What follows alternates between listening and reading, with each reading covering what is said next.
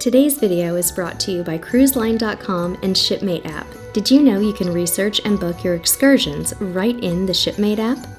Click on Explore, choose your port, and browse excursions by destination. It's super simple to read reviews from real cruisers and book your activities right in the app. Hey cruisers, I'm Sherry with CruiseTipsTV.com. Welcome back to this week's cruise news segment. We have news from all over the cruising world this week. Large ships, small ships, North American-based ships, cruises around the world. This is going to be so interesting. I can't wait to share what's going on in the cruise world with you. If you're new here today, please, we invite you to subscribe. We'll continue to bring you cruise news, fun entertainment, and when cruising resumes, we'll take you along on our cruise travels. If you've already subscribed, give us a quick thumbs up. Also wanted to let all of you know that we have a podcast. It is called Cruise Tips TV Unplugged, and you can search and listen anywhere you listen to your favorite podcasts. Let's get into the news. We are starting with such an interesting story this week from Uncruise Adventures. You may remember that Uncruise Adventures, which is a small ship expedition line up in Alaska, set sail, but they unfortunately had to have their cruise halted because a passenger tested positive. Now, this was after about 4 days of the cruise. Now, this cruise was the first of what was going to be this very short 5-week season in Alaska, likely the only ship really cruising to Alaska this season. But a passenger tested positive and they had to cease the cruise. Well, guess what? It turns out that that passenger who tested positive subsequently tested negative, and everyone on the ship was free and clear. There was zero transmission on board, according to a spokesperson. Very, very sad to hear that Uncruise did everything right. They had honed their protocols. They had required a negative test for everyone to embark. They only had 36 passengers on the ship and 30 crew, and they weren't even really stopping in any ports. They were just going on a nature-focused Glacier Bay itinerary. So a false positive has already derailed this cruise ship. It cost them millions of dollars, and we're so sad for Uncruise Adventures this week, but we know that they will be back when the time is right. Our next news story is from a much larger cruise line. This is from Princess Cruises. Princess Cruises this week was cleared by the Australian authorities over the Ruby Princess outbreak. You may remember this was in the news many, months ago, but Princess Cruises has been mostly exonerated by the New South Wales government in Australia in a report that covered the handling of the Ruby Princess disembarkation process in Sydney on March 19th. The report, which was issued on August 14th by Commissioner Brett Walker, found a litany of serious mistakes that were made actually by the New South Wales health authorities, including the failure to follow the agency's own guidelines set forth on virus transmission.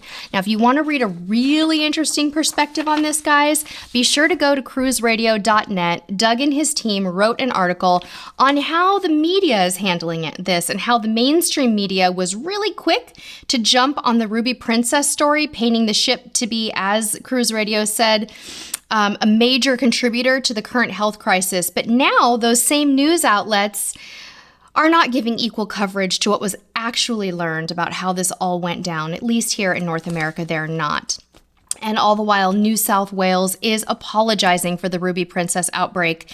And they've been very, very humble and have admitted that there were, what they say, a litany of inexplicable and inexcusable failures before the arrival of Ruby Princess in Sydney on March 19th, leading to a public health emergency that could have been avoided. I think we should applaud New South Wales for their honesty and for their admission of these failures. But definitely check out that cruiseradio.net article on how this was handled. Our next bit of cruise news is from another Carnival Corporation cruise line, and it is Holland America. They have extended their cruise pause, unfortunately, until the middle of December. So not terribly surprising, but wanted to let you know that they have joined many other cruise lines in that pause. Princess is paused through the same period of time as well.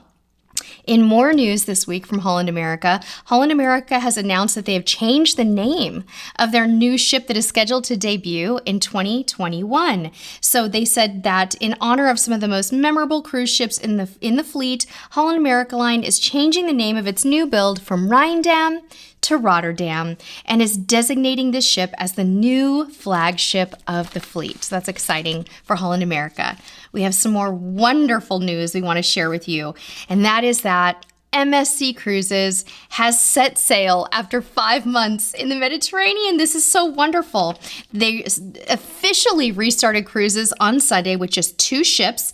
Their first ship, MSC Grandiosa, departed from Genoa, Italy for a week-long cruise to some Italian ports and also a stop in Malta. It was a limited capacity cruise. I think it's something like 1,500 people were on board. Everyone had to have a negative test before boarding. And while we hear that the boarding took a little bit longer than usual, so far, so good. Another ship, Msc Magnifica, will be also restarting cruises a little bit later this month with a different itinerary. They're going to the Italian ports of Bari and Trieste, and then they'll call at the Greek ports of Corfu, Katakalon, forgive me if I said that wrong, and Piraeus. So congratulations, MSC. We were so incredibly emotional watching that ship sail out of the harbor in Genoa. I didn't expect to feel the feels when we saw them cruising away, but boy, the sound of those horns just kind of resonated deep in our family's souls, and we would like to extend a heartfelt congratulations to MSC for getting back on the high seas this week, and we certainly can't wait to cruise with them again. Now, another cruise ship is preparing to set sail from Europe as well. Costa Cruises, which is a Carnival Corporation line, is returning to service as well. They're resuming cruises, on 2 ships next month, so in September, but this is going to be a little different. This is for Italian guests only. Now, MSC Cruises was inviting guests not only from Italy, but from the 26 Schengen countries, but Costa is inviting only Italian guests. So September cruises for Costa Deliziosa, I think I'm saying that right, Deliziosa, will be from Trieste, and Costa Diadema will be from Genoa. And again, just for Italian guests with 1-week itineraries calling at Italian ports only. The departure dates for these 2 ships will be September 6th, 13th, 20th, 27th, and for Diadema, September 19th. That is our wedding anniversary. Wouldn't I love to be cruising for our wedding anniversary? Not this year. We have some news from Princess Cruises as well today, and that is that one of our very favorite ships, Diamond Princess, is actually being redeployed. Right now it is over in Asia, in Japan specifically, but last week Princess announced that they were going to be sending it to a different region later in 2021 for the 2021-2022 season, and they actually canceled 6 months of sailings over in that region. Well, we found out this week where Diamond Princess is going. She is actually going to take the place of Sapphire Princess and sail to South America and Antarctica from December 2021 through March 2022. So they're going to be doing a variety of different sailings that you can check out on the Princess website, including Andes, South America, Antarctica, Cape Horn, Grand Adventure, the Strait of Magellan, so much goodness. And all of that is happening. The maiden season is December 1st through March 19th. So actually that's a year and a half. Let's just say it's December 1st, 2021 to March 19th, 2022. So real excited to hear more about that. That is definitely one of our favorite ships. It was renovated for the Japanese market. In the staterooms right now, they have Japanese bidet style toilets, and they also have a Japanese onsen style bath that is in addition to their spa area. It's a very unique and beautiful ship. If you'd like to learn more about it, we'll link to our Diamond Princess vlogs down in the description of this video. Now, Diamond Princess will also have 2 new Pacific crossings to and from Asia, fall of 2021 and spring of 2022, and it will sail the North Pacific Ocean with either Southeast Asia and Hawaii or Hawaii and Japan. Exciting stuff.